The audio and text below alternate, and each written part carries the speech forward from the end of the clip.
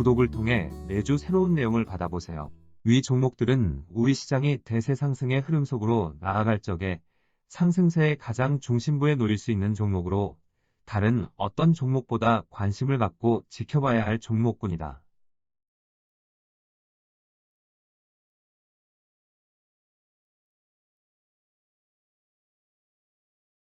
KB금융지주 50만원, 현대자동차 100만원이 넘어설 때까지 함께할 투자자의 모임. 2008년 10월 글로벌 금융위기가 발생하면서 세계 주식시장에서는 가히 충격적인 폭락 과정이 발생하였다. 이런 충격적인 폭락 과정이 발생하는 시기에서도 이를 극복하고자 하는 움직임이 세계 주식시장의 흐름에서 나타나기 시작하였다. 세계 주식시장의 흐름이 큰 위기로 나아가는 모습을 보여주게 되면 이를 극복하려고 할 경우 충격적인 하락 압력에 반하는 새로운 상승 기운을 만들어내는 것이 필요하다. 2008년 10월 충격적인 폭락 과정이 발생할 적에 새로운 상승세의 기운은 글로벌 금융위기로부터 직격탄이 아직 도달하지 않은 우리 시장을 비롯한 신흥시장에서 먼저 나타났다. 2008년 9월 중순 미국의 리만 브라더스가 파산 신청이 미국의 대형 금융기관이 연쇄적인 파산으로 이어졌고, 이런 움직임은 유럽의 대형은행으로 확산되면서 글로벌 금융위기는 시작되었다. 그렇지만 2009년 2월 하순까지는 우리 시장을 비롯한 대부분 신흥시장까지는 확산되지 않은 상태였다.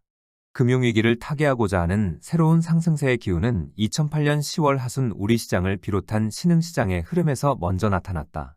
2008년 9월 하순부터 시작된 연속적이고 충격적인 폭락 과정은 11월 하순까지 2개월까지 이어졌고 세계 주식시장 전반으로 충격적인 하락 압력이 작용하였다. 그런데 이 시기 2개월에 걸쳐 나타난 폭락 과정은 1단계 하락 과정에 속한다. 미국으로 시작하여 유럽으로 확산된 글로벌 금융위기가 우리 시장을 비롯한 신흥시장의 금융 시스템까지 붕괴시키는 사태가 발생할 경우 2단계 하락 과정이 동일한 강도로 발생하게 되는 것이다. 만약 당시 2단계 하락 과정이 발생하게 되면 세계 경제는 극심한 침체 국면을 넘어 1930년대 겪었던 대공황의 상황으로 나아갈 수밖에 없는 상황이었다. 2008년 10월 이후 1단계 충격적인 폭락 과정이 발생하였을 적에 당시 최대의 과제는 세계 주식시장이 2단계 폭락 과정으로 나아가지 않도록 막아내는 것이었다.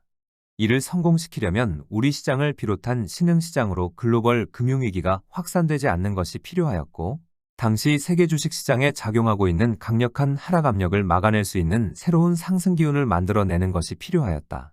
그런데 갑작스런 상황에서 짧은 기간 아주 강력한 상승 기운을 만들어내려면 직전의 상승 구도를 빠른 시점 복원시키는 방법밖에는 없었다.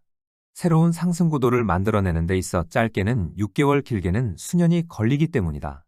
2008년 10월 충격적인 폭락 과정이 발생할 적에 앞서 대세 상승의 과정에서 추세적인 상승세를 주도한 상승 구도를 복원하는 움직임이 나타났다.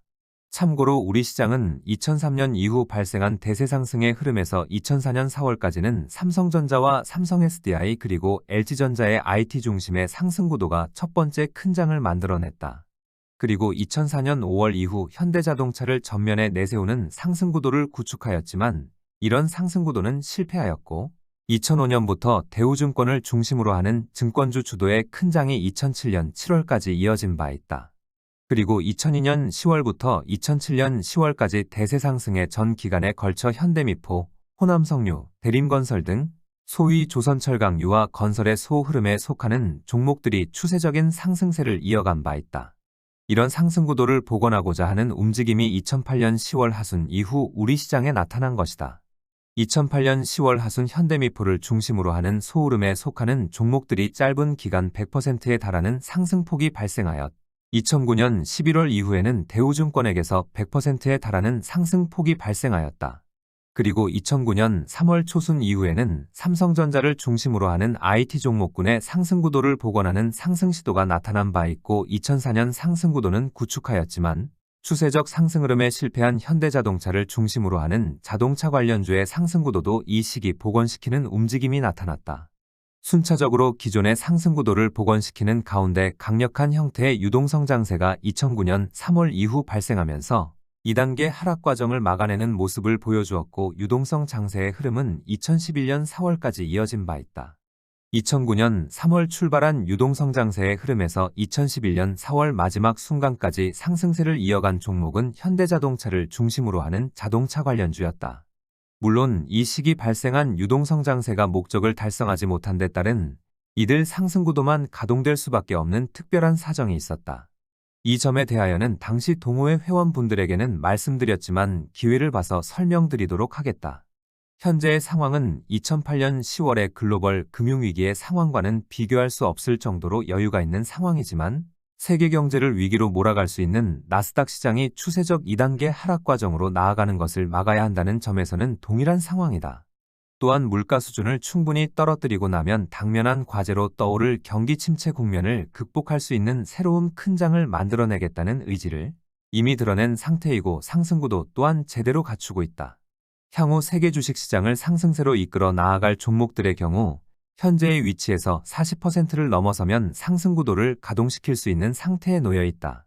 우리 시장의 경우 상대적으로 처진 상태지만 KB금융지주와 현대자동차 그리고 삼성전자 등 흐름을 이끌어 나아갈 종목들이 현재의 위치에서 50%의 추가 상승폭만 발생하면 상승구도를 가동시킬 수 있어 어렵지 않은 상황이다.